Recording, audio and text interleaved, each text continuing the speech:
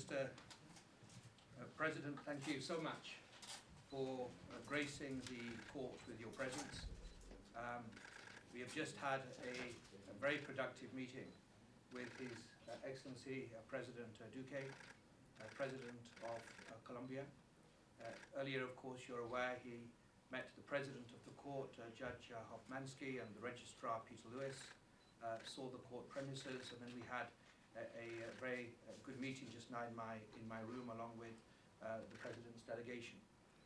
This is really a follow-up on the groundbreaking agreement that was entered into in Bogota in October last year, in which we closed the preliminary examination that had been open for 17 years with a strong and written agreement that the President signed, that he put his name to, and the commitment of the national authorities to continue to show stamina and perseverance to ensure that justice prevails above all other considerations.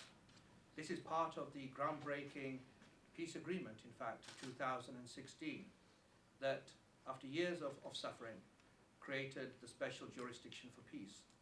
And of course, Colombia is a model in many ways.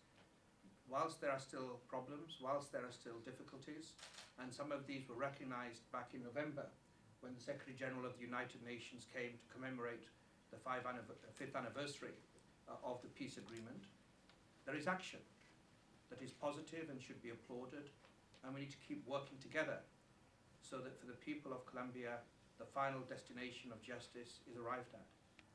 The President has been true to his word. He has undertaken again to guarantee, as outlined in the agreement, the budget for the special jurisdiction for peace. There are commitments to do even more to protect the security and safety of the judicial and prosecutorial personnel. There should be no space for reprisals or attacks for those that are seeking to help build an ever better, ever stronger, and ever more peaceful Colombia. That is something I commend and I'm grateful for. The President also has very graciously invited me to come later this year to Colombia, and he has intimated his intention to hold an international conference with the other states in the region to build complementarity, which is the foundation of the Rome Statute, and enhance cooperation. All these are very positive steps. Since I was in Colombia in October, there has been significant progress on many fronts. In the last 3 months, 21 members of the armed forces recognized their responsibility for crimes, and the special jurisdiction for peace has jurisdiction and is dealing with them. This deals with the false positives on the Caribbean coast and also Norte de Santander. These include high-ranking individuals, brigadiers and others. I applaud them. Notwithstanding the nature of the allegations, I would applaud anybody who wishes to turn the page by accepting responsibility. That allows a country to heal, a country to move on, and to give justice for victims. 4 individuals, of course, including 3 colonels, have not accepted responsibility, and they've been very properly referred to the investigation and prosecution unit of the special jurisdiction for peace. Also, macro case 4, the FARC case, 6 members accepted their responsibility for the awful killing of 70 individuals at a church in Boyaya. Sexual and gender-based crimes, Mr. President, as you know very well, are an important area of work of the special jurisdiction for peace. And since I left Bogota, there's been real progress there. Recently, in the last few months, 36 former members of FARC accepted their responsibility. These were indigenous members of FARC, accepted their responsibility in macro case 5, and then narrating their accounts in the next period. Very, very critically, macro case 7, we have 47 former FARC members who have accepted awful crimes against children. including crimes of sexual and gender-based crimes of sexual violence. This is critically important because there must be no space, there must be full recognition and then no space and full accountability for the crimes against the most vulnerable of our society. And it really is a very vibrant system. I was very excited to hear, and I look forward to learning actually from the Colombian model about how the Special Jurisdiction for Peace will deal with a filing that the National Agency for Legal Defense put forward in relation to environmental crimes regarding allegations of delogging and deforestation that could constitute war crimes. So I look forward also to learning from the Special Jurisdiction for Peace how that is handled, because we can also learn from national systems. This partnership, this engagement, this mutual respect must be the hallmark of any viable, effective international criminal justice model. It will be the characteristic of this office I lead, God willing, and it will be extended not only to Colombia, but to countries in the region based upon respect and clarity of thought that we must unite shoulder to shoulder, march together shoulder to shoulder to make sure that there is no safe haven for impunity.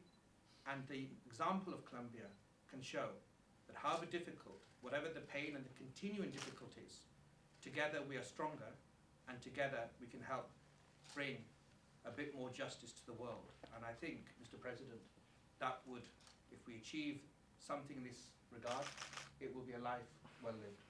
Thank you so much.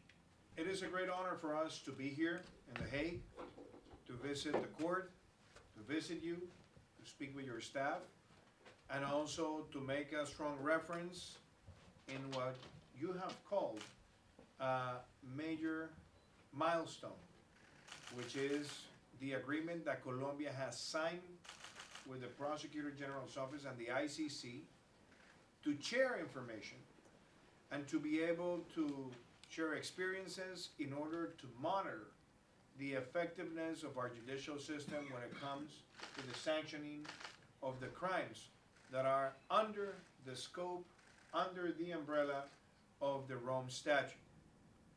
I want to express that that agreement that we signed is an agreement that has not only our support but our commitment, that we will continue to share our experiences, and that we want to have you in Colombia before the end of the semester to host an event in which we can also share our experience with other countries, but also start the celebration of the 20th anniversary of the International Criminal Court.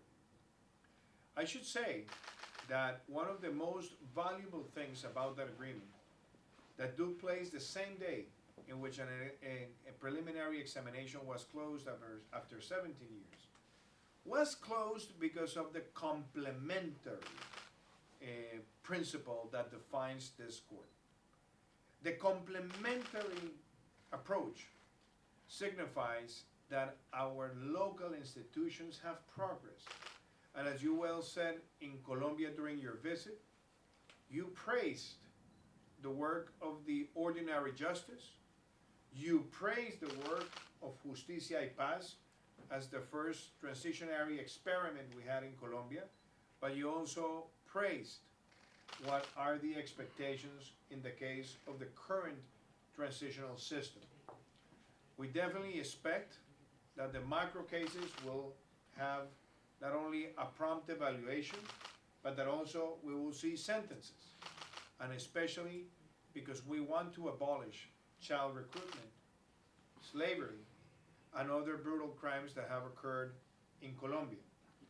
I am certain that the transitional system, the ordinary justice, and Justicia y Paz will continue to exercise their responsibilities and build the principles of truth, justice, reparation, and non-repetition as the elements that should grant all Colombians the trust and the confidence that we will have a real defeat of impunity in our country. We are delighted to share our experiences, and we are delighted to have you back in Colombia pretty soon. We have said that we want to call other states, because as I have expressed today also to members of the court, We want to see more countries that will be ratifying the Rome Statute and more countries that will understand that the complementary role that was created with the Rome Statute and with the International Criminal Court is an enhancer so that all the judicial systems in our countries really provide fast, strong, and transparent justice.